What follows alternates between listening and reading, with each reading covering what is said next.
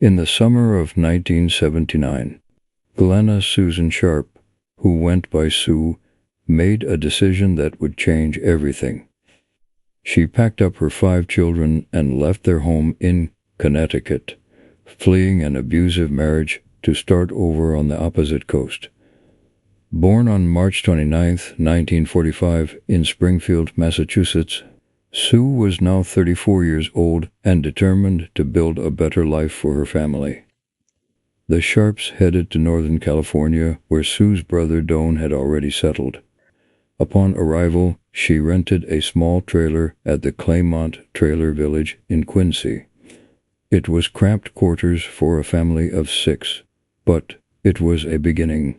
Sue enrolled in typing classes and took a part-time job at the Quincy Elks Lodge, working toward financial independence. By the fall of 1980, an opportunity presented itself. In the rural Sierra Nevada railroad town of Keddie, a larger residence became available when Plumas County Sheriff Sylvester Douglas Fomas vacated the property.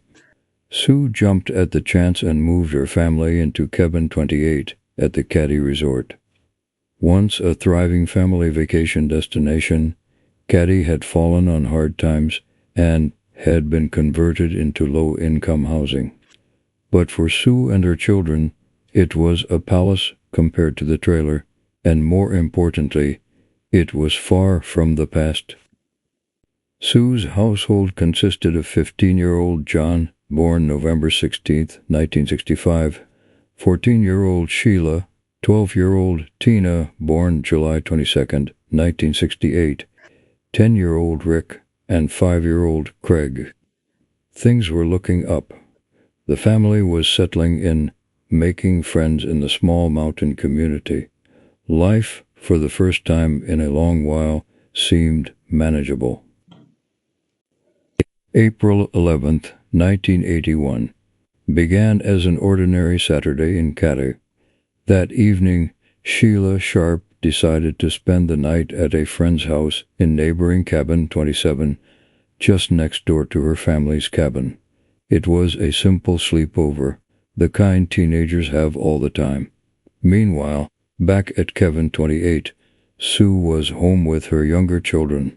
2 boys had also come to spend the night.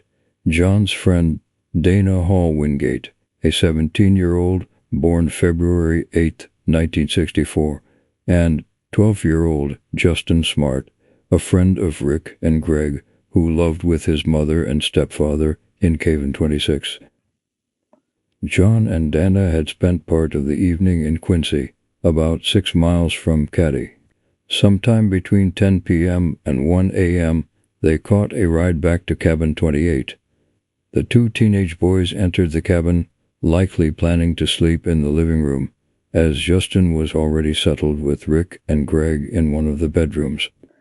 What happened next would become one of the most brutal and baffling unsolved murders in American history. Sometimes during the late hours of April 11th, the early morning of April 12th, intruders entered Cabin 28. The attack was savage and deliberate. Sue, John, and Dana were bound with medical tape and electrical wire. They were bludgeoned with hammers, stabbed with knives, and strangled. Violence was concentrated in the living room, with blood spatter evidence later confirming that all 3 murders occurred in that single room. Sue Sharp was discovered lying on her side near the living room sofa. She had been stripped nude from the waist down and gagged with a blue bandana and her own underwear, which had been secured with tape. She had been stabbed in the chest, and her throat had been slashed horizontally, the wound so deep it passed through her larynx and nicked her spine. On the side of her head was an imprint matching the butt of a Daisy 880 Powerline BB pellet rifle. John's throat had been slashed. Dana had suffered multiple head injuries and had been manually strangled to death. Both boys showed evidence of blunt force trauma to the heads, caused by hammers. Autopsies would later determine that Sue and John died from their knife wounds and blunt force trauma, while Dana died by asphyxiation. Perhaps most disturbingly, 3 young boys, Rick, Greg, and Justin, slept through the entire massacre in an adjacent bedroom. Separated from the carnage by only a thin wall, they emerged physically unharmed, though the psychological scars would last a lifetime. Sunday morning, April 12, 1981. Sheila Sharp, just 14 years old, returned to cabin 28 around 8 a.m. to change clothes for church. She opened the door and stepped into a nightmare. Her mother, her brother, and Dana, 3 people she loved, lay dead in the living room, covered in blood. The scene was incomprehensible, overwhelming. Sheila screamed and ran back to cabin 27, where she'd spent the night. The neighbors called the police. When authorities arrived, they found 2 bloody knives and a hammer at the scene, the tools of a brutal murder. But as they began to process the crime scene and account for the family members, they realized something else. Tina Sharp, Sue's 12-year-old daughter, was missing. Her bed hadn't been slept in. She was nowhere in the cabin or its immediate vicinity.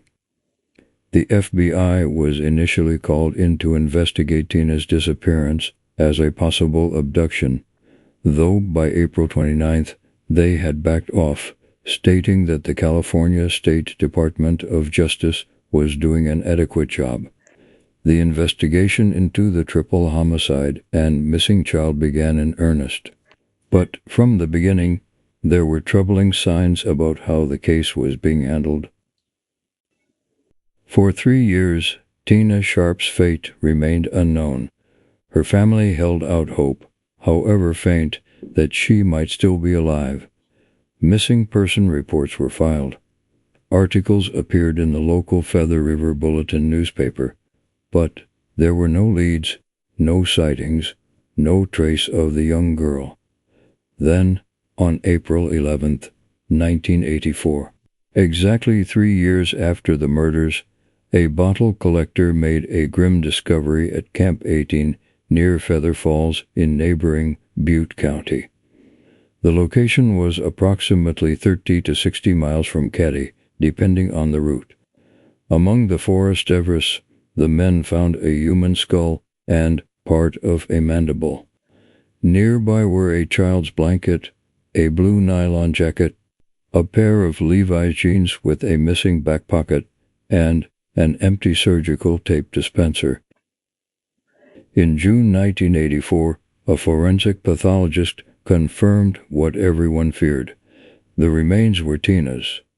Due to advanced decomposition, her cause of death could not be determined, but authorities concluded she had died sometime after November 1st, 1981. At least 6 months after her family was murdered, the case was now officially a quadruple homicide. But the discovery raised more questions than it answered. Who had called in the tip that led to finding Tina's remains? How did they know where to look? An anonymous call had been placed to authorities, with the caller asking, "I was wondering if they thought of the murder up in Keddie, up in Plumas County a couple years ago, where a 12-year-old girl was never found." The caller seemed to have specific knowledge about Tina's disappearance, but the tape of this call was never properly investigated. It was later found at the bottom of a box of evidence, overlooked for years. From the beginning, 2 names emerged as prime suspects: Martin Ray Marty Smart and his friend John Bo Bobet. Martin Smart was Justin's stepfather, living with his wife Marilyn and their children in cabin 26, directly next to the shops. Smart had a criminal record and was allegedly involved in the drug trade that plagued Keddie at the time.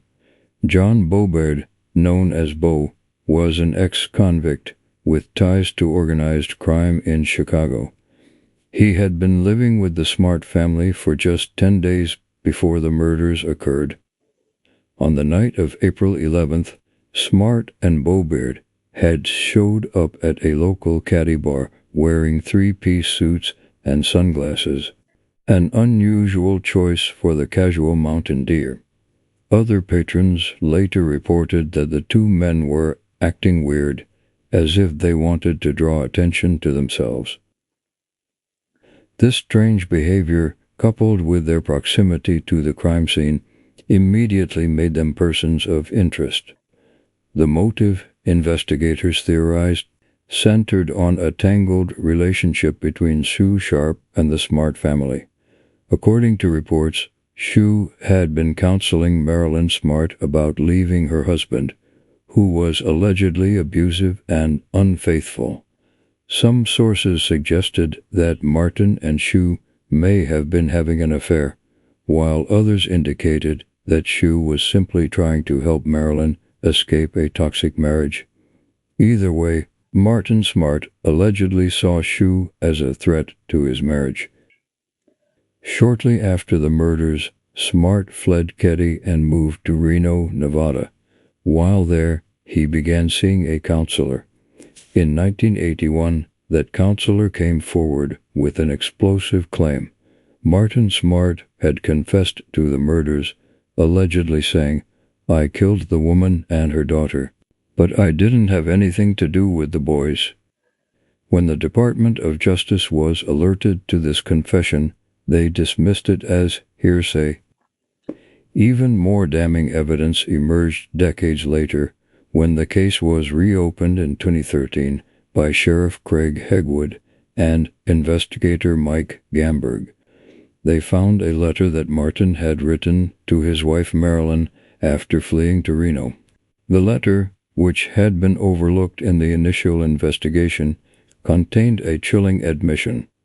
"I've paid the price of your love, and now I've bought it with 4 people's lives." Despite this evidence, Martin Smart was never arrested or charged. He passed a polygraph examination administered during the initial investigation. So the reliability of polygraph tests has since been widely questioned. Smart died in 2006. John Beaumont died in 1988. Both men took whatever secrets they held to their graves. Justin Smart, the 12-year-old who slept through the murders alongside Rick and Greg Sharp, would later become a crucial piece of the puzzle. Shortly after the killings, Justin began having nightmares about that night. His fragmented memories suggested he may have witnessed more than anyone initially realized. Under hypnosis, Justin provided an account of hearing strange noises and finding Sue in the living room with 2 unidentified men. According to his hypnotic testimony, John and Dana had walked in and tried to help Sue, fighting the 2 attackers. Justin described the perpetrators. One had a mustache and short hair, while the other was clean-shaven with long hair. Both wore glasses. Police created composite sketches based on these descriptions. The reliability of Justin's testimony remains a subject of debate. Hypnosis-induced memories are notoriously unreliable and are not generally admissible in court. Moreover, Justin's statements were conflicted. He sometimes claimed he saw the murders, other times that he was dreaming. The trauma of that night, sleeping mere feet from where his friend's mother and brother were being slaughtered, would have been unimaginable for a child. Some investigators believed Justin's presence and his survival held the key to the case. Why were the 3 younger boys left unharmed? Was it because Justin was Martin Smart's stepson? Did the killers not realize the boys were they? Oh, was there another reason they were spared? As the months turned into years, it became increasingly clear that the initial investigation had been deeply flawed. Sheriff Thomas, who had vacated Cabin 28 before Sue Sharp moved in, resigned from the investigation just 3 months after the murders to take a job with the Sacramento Department of Justice. His handling of the case would later be described as disastrous at best and possibly corrupt at worst.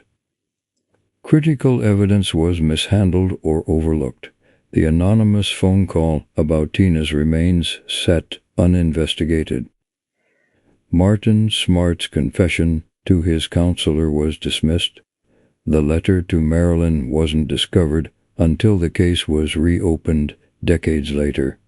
A hammer believed to be one of the murder weapons wasn't found until 2016, when investigator Mike Gamberg discovered it near Cabin 26, where Smart had been living. Perhaps most troubling were the rumors of a cover-up. Sheriff Thomas was reportedly close friends with Martin Smart, despite both men having criminal records. Some witnesses claimed that Smart and Bobed were told to leave town. The destruction of evidence, the overlooked confessions, and the personal connections raised serious questions about whether the investigation had been intentionally sabotaged. In 2004, Cabin 28 was demolished, along with several other condemned buildings at the Keddie Resort. Any remaining physical evidence was lost forever. The once thriving vacation destination had become a ghost town, haunted by the unsolved murders. Paranoid tourists had stayed away for years, and the local economy never recovered.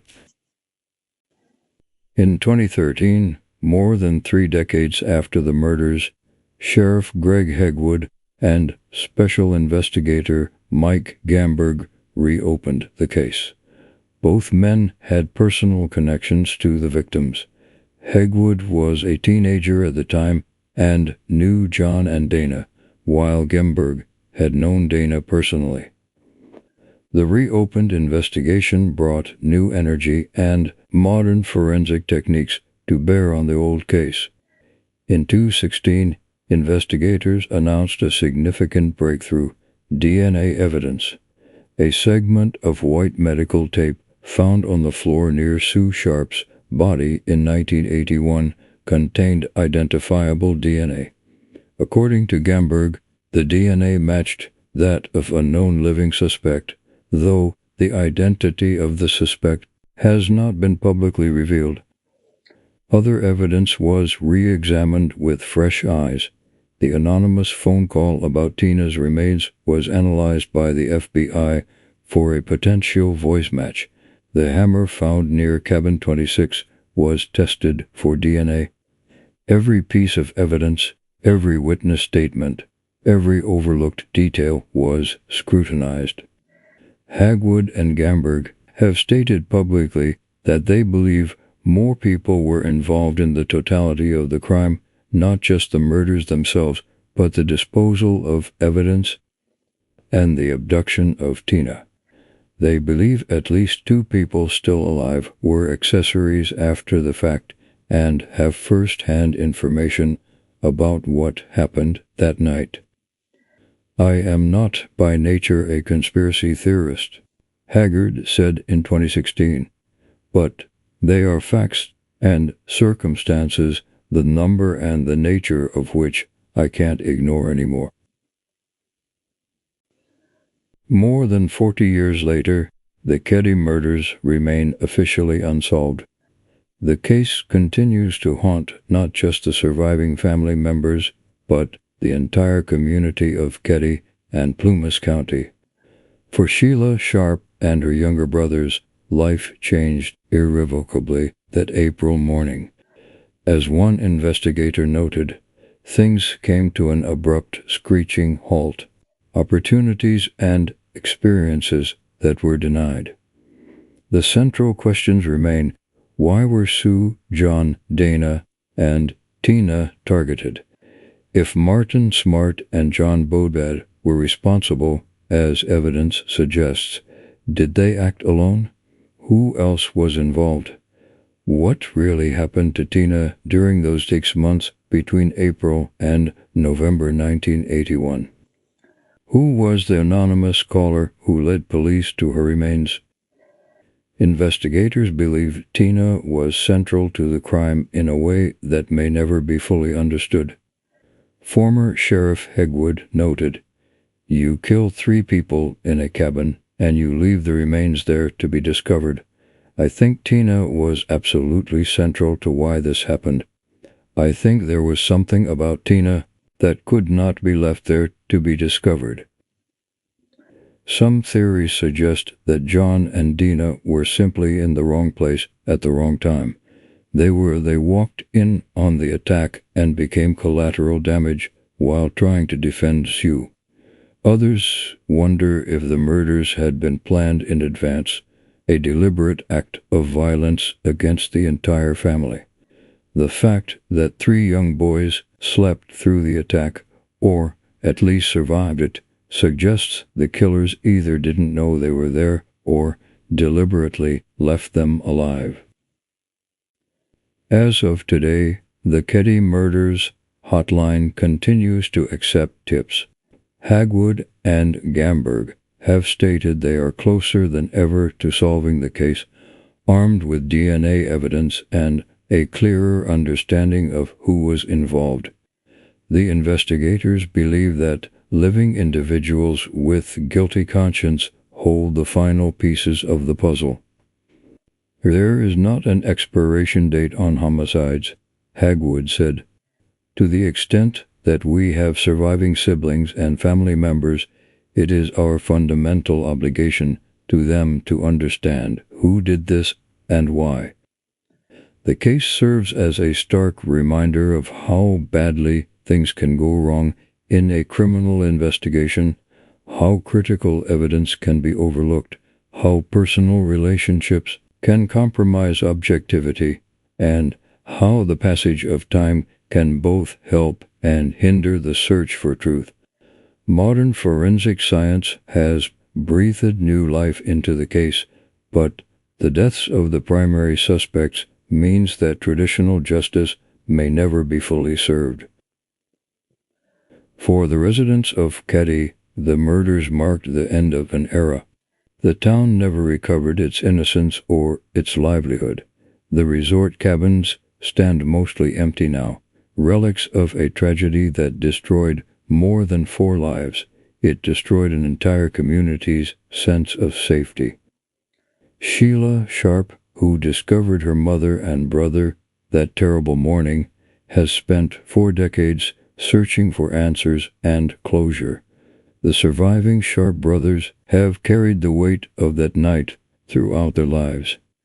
And some way, according to investigators, at least 2 people know exactly what happened in Cabin 28 on April 11, 1981. The question remains, will they ever tell? The Keddie murders stand as one of California's most confounding cold cases, a brutal quadruple homicide that should have been solved but wasn't, a case marked by missed opportunities, potential corruption, and decades of unanswered questions. As investigators continue their work, armed with new evidence and unwavering determination, the hope remains that justice, though delayed, may finally come for Sue, John, Dana, and Tina Sharp. Anyone with information about the Keddie murders is urged to contact the Plumas County Sheriff's Office. Even after 40 years, every piece of information matters. Every witness, every memory, every detail could be the one that finally brings this case to a close and allows a traumatized community and a shattered family to find peace at last.